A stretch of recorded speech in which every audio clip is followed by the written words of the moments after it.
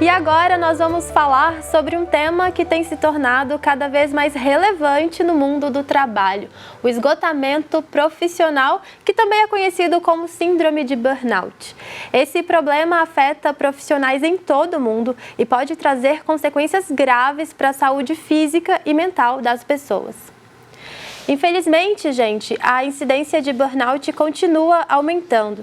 Em uma pesquisa de fevereiro deste ano, conduzida pelo Centro de Pesquisas e Debates americano Future Forum, entre 10.243 profissionais de várias partes do mundo, 42% dos participantes relataram burnout. E essa síndrome é reconhecida oficialmente como uma doença ocupacional desde janeiro de 2022.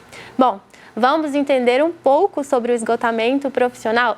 A psicóloga Eliana Torga está aqui no estúdio com a gente para conversar sobre esse assunto. Ela é doutora em administração, professora, pesquisadora e consultora de empresas. Eliana, seja bem-vinda ao nosso programa.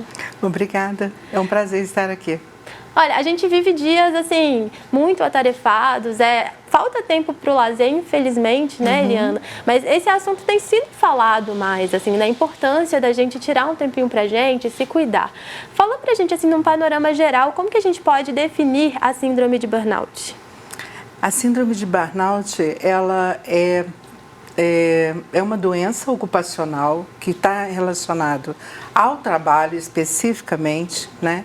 E ela vem a partir de uma pressão maior no trabalho, onde a pessoa se sinta, às vezes, insatisfeita por algum motivo, por um desempenho pessoal, por alguma questão nas condições de trabalho. Isso pode levar, né, a uma situação de um estresse exacerbado, né?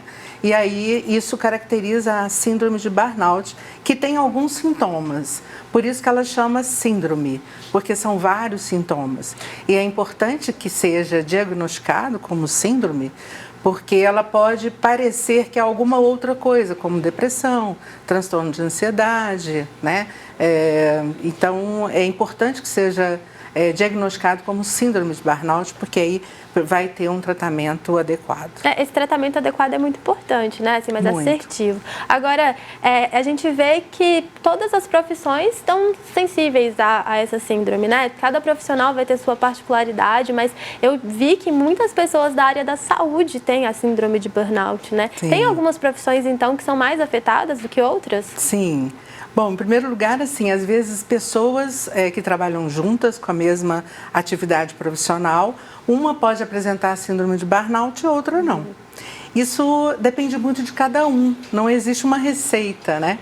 A gente tem por pesquisas que algumas profissões as pessoas são mais acometidas pela síndrome. Profissões que exigem, que tem muita pressão, que exige muito do desempenho do profissional. Então, são profissões, por exemplo, como jornalistas, né?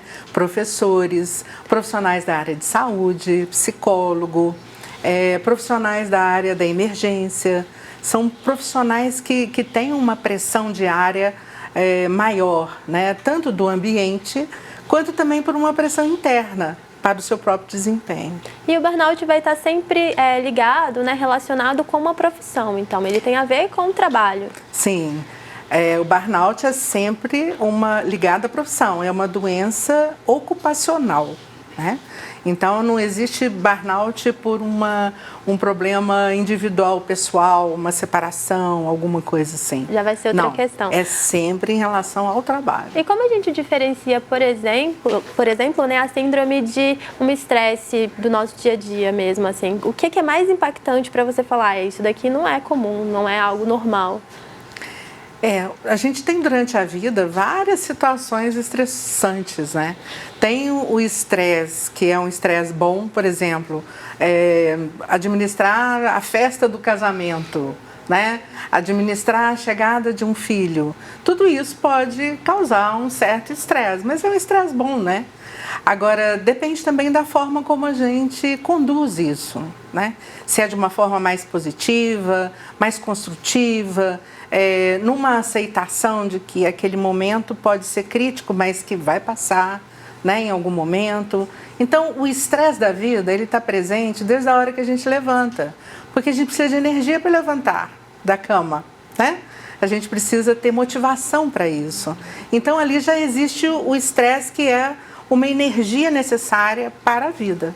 Agora, quando isso se torna um problema, quer dizer, que eu começo a ter algumas disposições psicológicas negativas, todo dia eu estou cansada para ir trabalhar, eu não quero trabalhar, eu estou, né, desanimada, eu não estou vendo bem os meus colegas de trabalho, está todo mundo chato. Quando esse quadro começa a se tornar uma constante, porque de vez em quando a gente pensa assim, né? Assim, no dia a dia. Pode ser que um dia você não acorde muito bem disposta, tem alguma questão ali de um conflito profissional com um colega que está precisando ser resolvido. Isso é normal. Agora, quando isso se torna diário e começa a ter sintomas, né, físicos e psicológicos em razão disso, está na hora de procurar ajuda. Então a gente já pode considerar que esses são os principais sinais, né, do burnout. Sim, exatamente. Agora, tem algum sinal de alerta, assim, que a gente pode ficar atento, prestar mais atenção no nosso comportamento, assim, um sinal específico ou não? Sim, tem alguns sintomas, vamos começar pelos físicos, né? Tem alguns sintomas físicos que podem se cronificando com o tempo. Por exemplo, problemas na pele, né? Alergias assim na pele, dificuldade para dormir, né? Insônia, palpitações, a pressão, né? Hipertensão arterial, ou alterações na pressão, dores pelo corpo. Então, assim, fisicamente temos aí alguns sintomas. E junto com esses sintomas podem vir outros, do ponto de vista mais psicológico, né? Que seria síndrome de pânico, transtorno de ansiedade, assim, dá um suor frio quando vai trabalhar, por exemplo. Eu chego na empresa e começo a suar, palpitação, né? Então, tudo isso junto, né, pode dizer que tem aí um sinal de alerta e que precisa ser visto dessa forma mais complexa. Olha só que interessante, né, Eliana? Você está falando desses sintomas e a gente recebeu um vídeo da Camila Navarro, né? Ela compartilhou com a gente um pouquinho da experiência dela. Ó, vamos assistir. Tive uma experiência de esgotamento profissional quando eu trabalhei numa agência de publicidade. A gente tinha hora de chegar, mas não tinha hora de ir embora. A gente tinha uma equipe de gestão que não abria espaço para o diálogo e muito menos para questionamentos e para debates e para entender o ritmo que a gente dava conta e o ritmo que a agência conseguia atender. Eu fiquei lá por cerca de 3 a 4 meses, não foi nem muito mais do que um período de experiência, mas foi o suficiente para me causar inúmeros desgastes, tanto psicológicos quanto físicos, do nível do meu cabelo começar a cair por conta de ansiedade, a própria ansiedade como um sintoma psicológico. Cada dia de ir para o trabalho já vinha aquele pensamento e aquela dificuldade de executar as funções sabendo que não ia estar bom, não ia atender. Era sempre uma dificuldade de ter que sair de casa, chegar no trabalho e passar aquelas 8 horas ali dentro. Eu me sinto muito privilegiada de ter conseguido sair dessa situação muito rápido, de ter conseguido me recolocar profissionalmente em outro espaço que me permitia mais tempo de assimilação das coisas, mais calma e mais paz, por assim dizer. E eu acho que o que fica, assim, né, é a gente ter mais coragem e mais posicionamento no espaço de trabalho, independente da posição que a gente ocupa, a gente tem que saber os nossos limites e saber dialogar, tanto com a nossa equipe, tanto com quem a gente atende, seja cliente, seja parceiro, seja fornecedor, e saber dizer não para algumas tarefas que podem ser prejudiciais no nosso dia a dia. Primeiramente, eu vou agradecer a Camila, né, por ter falado com a gente. Eu acho que nem sempre tudo é fácil de falar. E ela foi super disposta, compartilhou essa experiência que acho que pode ajudar outras pessoas também, né? Muito obrigada, Camila. Adorei sua participação. Eliana, eu acho que assim, a Camila, ela falou, né, que ela teve o privilégio de conseguir sair daquilo no início. Ela ficou uma média de 4 meses, ela começou a perceber, então ela já tomou uma iniciativa de sair daquilo antes que se tornasse algo mais grave para ela. Mas ela teve queda de cabelo, ela ficou muito mal na época. É importante a gente perceber logo no início para não ter um problema maior, né? Com certeza. E assim, principalmente também ter a clareza, né, de pensamento, e aí o conheça-te a ti mesmo é muito importante, né? Ela percebeu que alguma coisa estava errado e também, assim, a culpa não é minha, né? Isso a gente viu, né, no posicionamento dela, isso muito claro. Eu sou eu, né? Eu tenho as minhas qualidades, as minhas habilidades, mas tem algumas coisas que não estão me agradando e eu preciso fazer alguma coisa para mudar. Porque geralmente o que acontece é que a pessoa se vê, às vezes baixa o desempenho, a motivação diminui, é claro que vai abaixar o desempenho, né? E aí vem a culpa. Eu sou culpada, eu que não estou conseguindo fazer o que precisa, entregar o que eu preciso de resultado, né? O problema sou eu. E não é assim. Então, o conheça-te a ti mesmo e saiba dos seus limites é muito importante, para até procurar ajuda. Porque talvez assim, o caso da Camila é quase uma exceção, porque na maioria das vezes eu acho que as pessoas se culpam, né? Com certeza. Até enxergar que o problema não está nela. E assim, ter essa coragem também de falar não é um processo, né? Exatamente. E a gente tende a se misturar com o ambiente de trabalho de tal forma que a gente se identifica tanto se engaja, se identifica tanto com a empresa, com a instituição, que às vezes a gente se confunde com ela, né? Então, é preciso que a gente, em todos os momentos da vida, em qualquer que seja o trabalho, né, que a gente tenha uma postura de se autoconhecer, conhecer suas habilidades, os seus limites, os seus valores, né? Para quando surgir alguma coisa, a gente responder de uma forma mais adequada, né? E sempre com aquela disposição positiva, espiritual positiva, assim, olha, não está dando certo aqui, pode dar certo em outro lugar. Esse aqui não é o meu fim. Eu penso que a empresa ela tem que estar preparada para receber esse profissional que está nessa situação.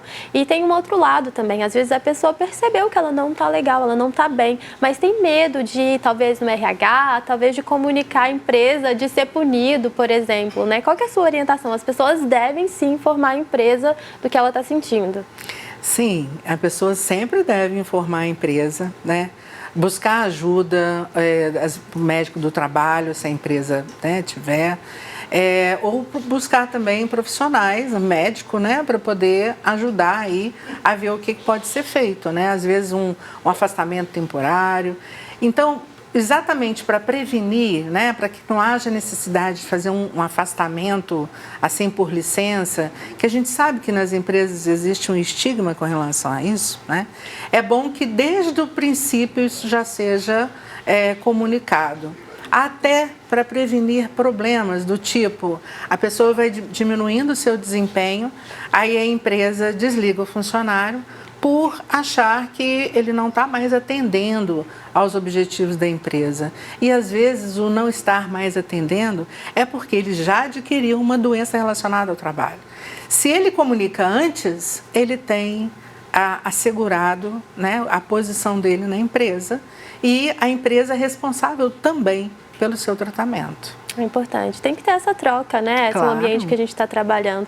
Agora, vamos caminhar um pouquinho para o tratamento. A pessoa ela identificou a burnout na vida dela. O que ela tem que fazer? Qual profissional ela deve procurar? Como é feito o diagnóstico também, né? E é medicamento, é medicação? Como que é o tratamento? Então, cada caso é um caso, né? Então, assim, o tratamento é com psicoterapia e também um tratamento medicamentoso quando o caso requer, né? Mas geralmente, dependendo, porque quando já chegou a uma síndrome de burnout é porque o estresse já está crônico, né? Já cronificou. Então, é necessário, na maioria das vezes, uma medicação para poder ajudar. Essa medicação não é que a pessoa vai usar a medicação para o resto da vida, a não ser que seja realmente necessário para o bem-estar dela, sim. Mas às vezes não, com 4 meses, até 1 ano, às vezes a pessoa já consegue ficar sem a medicação se cuidar, né? Se conhecer melhor, aprender estratégias para como lidar com as situações de pressão, aprender a dizer não, né? Aprender a dizer sim quando tiver que dizer sim e enfrentar essas pressões do dia a dia.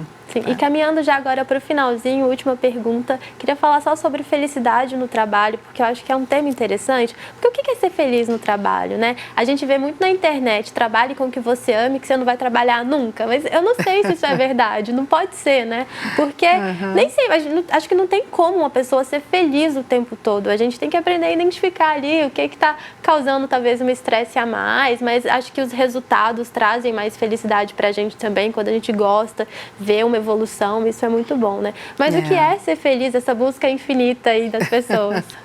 Então, essa busca de satisfação no trabalho, e que ultimamente vem sendo chamado de felicidade no trabalho, é uma ideia que partiu desde lá da Revolução Industrial, há 2 séculos passados, né? E que percebeu-se que quando as pessoas elas estão satisfeitas no ambiente de trabalho, e satisfação com relação à estrutura, à infraestrutura, os salários, os benefícios, aquilo que ela faz, as pessoas no trabalho, tudo isso causam, né, a satisfação ou insatisfação no ambiente do trabalho, né? Então, desde lá para trás que já as organizações entenderam que iluminação, um ambiente agradável, intervalos de tempo na jornada de trabalho, férias, benefícios, tudo isso causa uma satisfação em relação ao ambiente de trabalho. Ultimamente, a gente tem ouvido mais falar sobre felicidade no trabalho.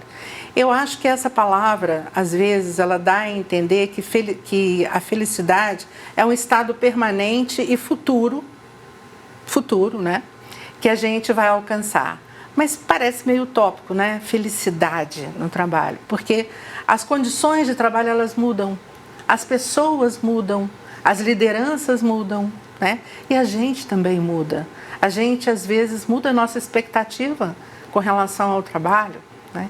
Então eu acho que a satisfação no trabalho é uma palavra mais adequada para dizer que é uma construção individual e coletiva, onde o funcionário ele tem responsabilidade pela sua satisfação no trabalho, a empresa também tem e os colegas também têm. Então, é uma busca de uma satisfação naquele ambiente de trabalho, que reúne todas essas condições.